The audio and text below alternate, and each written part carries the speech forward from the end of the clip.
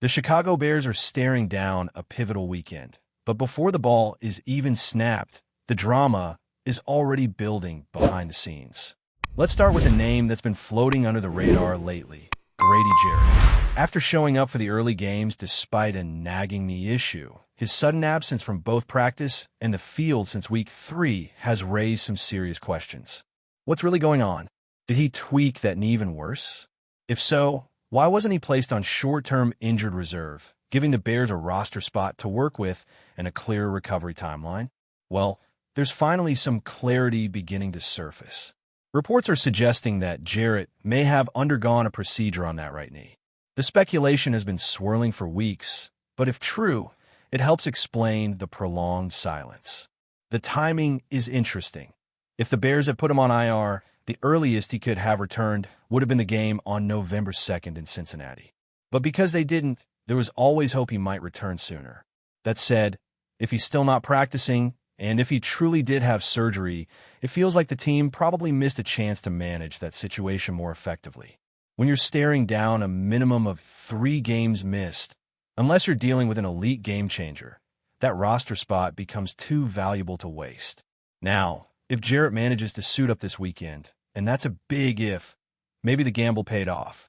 But at this point, it feels like a long shot. And remember, no sign of him on the field during the latest practice sessions either. If you're a Bears fan, you got to brace yourself for the possibility that he won't be back until next week at the earliest. The real shocker would be if he plays this Sunday, especially considering the whispers about a surgical procedure. If that's the case, a comeback this quick would be almost unheard of. So, for now, all eyes are on next week, hoping he can finally return and bring some needed stability to that defensive front. Now, flipping the narrative, let's talk about a guy trending in the opposite direction, DJ Moore. Things are starting to look up for him. After a pretty concerning week that saw him stay overnight in a hospital following the game in Washington, there were a lot of rumors and confusion floating around. The Bears initially labeled it a dehydration issue, but now he's listed with a hip injury and possibly a groin concern. Let's be honest, you don't end up in a hospital overnight just for hydration. So, something else likely happened, and while we don't have the full details, we know enough to understand that this wasn't just a minor setback. But here's the good news. Moore was back on the practice field, at least in a limited capacity. After missing Wednesday's estimated session, he participated on Thursday, and if this trajectory continues, he might be good to go by Sunday. This guy is as tough as they come. He's taken big hits and kept grinding. His track record of playing through pain speaks for itself, and unless something flares up again, there's a decent shot he suits up this weekend. Friday's practice will tell us a lot more, but for now, it looks like DJ Moore is on the right track. And that's critical because the Bears need all the help they can get with a matchup looming that could swing momentum one way or another as the season reaches its midpoint. But DJ isn't the only player whose status is raising eyebrows this week. Let's run through some of the other big injury developments, starting with Noah Sewell, who suffered a nasty concussion in what looked like a brutal friendly fire hit from teammate Jonathan Ford. Sewell did manage to walk off the field under his own power, but that doesn't mean he's ready. With such a short turnaround before the next game, it's pretty unlikely we see him back out there on Sunday. The team needs to prioritize his long-term health here. Kicker Shadur Sanders is another name to monitor. He's dealing with a thigh injury, and not just any thigh, it's his kicking leg. And for a guy who doesn't exactly boast a cannon for a leg, being 100% healthy is non-negotiable. If Santos can't go, the Bears might have to lean on someone else like Jake Moody. It's a situation that could directly impact how aggressive the offense is, especially in those middle-of-the-field drives where you typically rely on your kicker to cash in. And speaking of limited practice participation, there's DeAndre Swift. Now, this one stings a bit because Swift just had arguably his best game in a Bears uniform. The hope was he'd build on that momentum, but then boom, he goes from a full participant on Wednesday to limited on Thursday with a groin injury. That kind of change, especially midweek, usually means something flared up. Maybe it was during drills, maybe during warm-ups, or even something that popped up in a medical exam the following morning. Whatever it was, it has clearly thrown a wrench into his week. And while he wasn't listed as a full DNP, It's a red flag that can't be ignored. The Bears will likely take Friday's response to practice very seriously before making a decision. If he's out, the team will have to look to Roscoe Johnson, Kalmanungi, or maybe even elevate Travis Homer from the practice squad. Now, while we're talking about potential roster adjustments, let's not forget about players coming back from injury who are working to get reactivated. One of the key names in that group is Austin Booker. He's been a full participant in practice for 2 straight weeks now. Yet surprisingly, the Bears didn't activate him for the Monday game. That was unexpected, to say the least, especially since the defensive line looked a little more energized recently, possibly buying the coaching staff some time. But that window to make a decision is closing fast. Once the 21-day practice window ends, the team must either activate Booker or keep him on injured reserve for the rest of the season. Given his upside, it's hard to imagine they'd let that window expire without giving him a chance to suit up. Then there's Travis Homer and Amon Agbogbamiga, both of whom are also in the mix. Homer has been dealing with a calf injury since the preseason, while Agbogbamiga just had his practice window opened. With Noah Sewell likely out, Agbogbamiga could play a key role on special teams or even step into that third linebacker spot if needed. But again, it's a short week. 2 practices might not be enough to get fully game ready. The Bears will need to evaluate not just physical readiness, but also mental sharpness, how well these guys are picking up the game plan and adjusting to full speed reps. And all these potential activations come with consequences.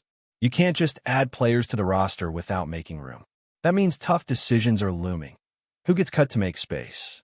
If Booker gets activated, someone like Tano Pacino, who is already a healthy scratch, could be the odd man out. There's also Dion Dewey, who handles some of the return duties but hasn't really impressed lately. If the team feels confident in other return options, his spot could be in jeopardy. Then you have fringe guys like Carl Jones or DeMarco Jackson. With linebacker depth taking a hit, it's unlikely more than one of them would be let go. But again, every move causes a ripple. Even promising players like Jay Walker, who was inactive Monday, could be on the bubble. The coaching staff likes him, but this is the NFL. Numbers matter, and sometimes promising doesn't beat practical. Then there's the defensive tackle rotation. Chris Williams versus Jonathan Ford. Ford, even as a practice squad elevation, has gotten more snaps recently. But with Jarrett still out, cutting a defensive lineman might not be the smartest move. It's a delicate balance. The Bears have to figure out how to get the best 46 players suited up without sacrificing key depth in crucial positions. And while the Bears juggle all these injury situations and roster puzzles, they also have to keep a close eye on the Saints. Their injury report is actually looking relatively positive. Alvin Kamara, who sat out of Wednesday's practice, returned in a limited role Thursday, which is often how they handle their veteran stars. Chris Olave was limited on Wednesday and then a full participant Thursday. Same goes for Alani Taylor. That's a sign those guys are trending in the right direction, and unless something unexpected pops up, they'll probably suit up Sunday. Devin Godchaux got a veteran rest day. Nothing to worry about there. So the Saints look like they'll be close to full strength. Back to the Bears. The next 48 to 72 hours are going to be huge. From final injury reports to last-minute roster moves, the team has some major decisions to make. Whether it's activating key players off injured reserve, figuring out the running back rotation if Swift can't go, or patching up the linebacker core, every choice matters. And with the trade deadline approaching and rumors already swirling, this stretch could define how aggressive the front office wants to be. Are they playing for now or still thinking long-term? While the Bears are still sorting through their injury concerns and roster math, there's another angle to this whole situation that fans can't ignore. The ripple effect these choices have on chemistry and momentum. When players are rotating in and out of practice, sitting games due to injury, or being left inactive despite full participation during the week, it creates instability. A guy like Austin Booker, for instance, when a young player is told he's full go, practices all week, and still doesn't get activated, you have to wonder what kind of message that sends. Are they protecting him? Or is there hesitation in trusting him with real snaps? That uncertainty spreads. Guys in a locker room notice when someone's working hard and not getting the shot.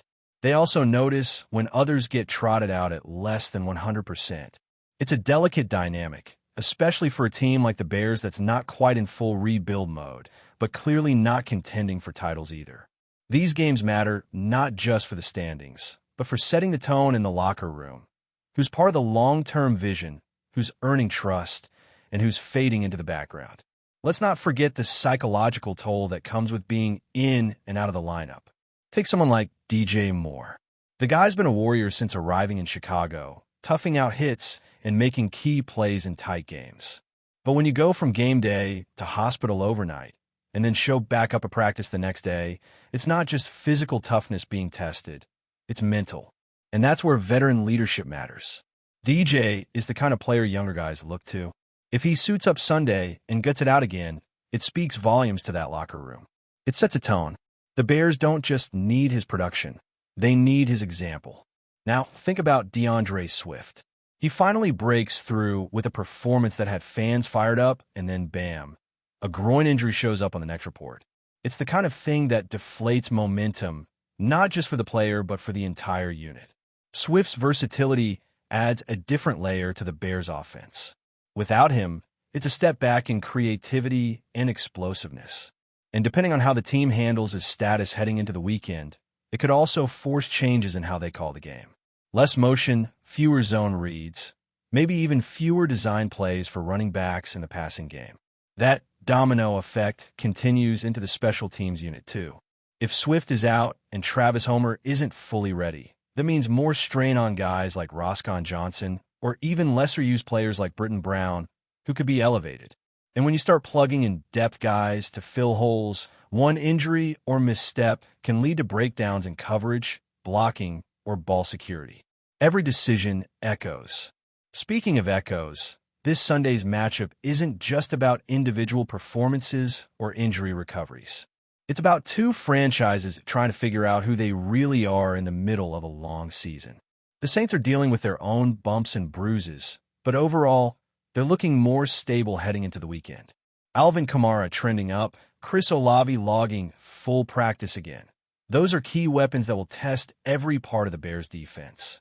And if Grady Jarrett is still out, that pass rush is going to have to dig deep to get pressure without one of its anchors. Before we continue, don't forget to subscribe to our channel and give this video a like. Your support helps us keep bringing you the latest updates on our Chicago Bears. And don't be shy. Drop your thoughts on the news in the comments below.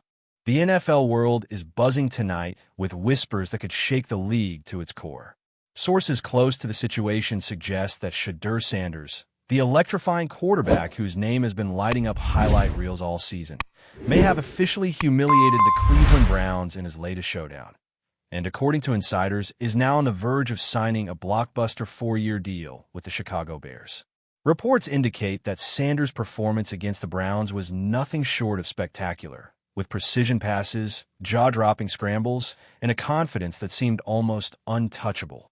Observers are saying that it wasn't just a win, it was a statement. The Browns, once considered a serious playoff contender, were left scrambling as Sanders seemingly toyed with their defense, leaving fans and analysts alike questioning whether Cleveland could ever find an answer to his rising dominance. The rumor mill surrounding Chicago has been spinning for weeks, but tonight's developments might finally give it some weight. Sources claim the Bears' front office has been courting Sanders aggressively, seeing in him the potential to redefine their offense for years to come. A 4-year deal is reportedly on the table, signaling a long-term commitment to building the team around a quarterback who has already shown he can handle pressure and deliver in the clutch. Fans on social media are already buzzing with speculation, imagining the possibilities. Could Sanders be the missing piece that finally brings Chicago back to the playoffs? Or is this just another chapter in the whirlwind journey of one of football's most talked about young stars? While nothing is officially confirmed, insiders hint that an announcement could come at any moment, sending shockwaves through both the AFC and NFC. For now, all eyes are on Shadur Sanders. His audacious display against the Browns may be the first real glimpse of what could be a legendary career, and if the Bears deal holds, Chicago might just be ready to usher in a new era of quarterback-driven dominance. Keep your eyes peeled. This story is far from over, and the NFL rumor mill has never been hotter. That's it for this update. If you enjoyed the video and want to stay updated with exclusive news about our Chicago Bears, be sure to subscribe to our channel and hit that like button. We can't wait to hear your thoughts in the comments.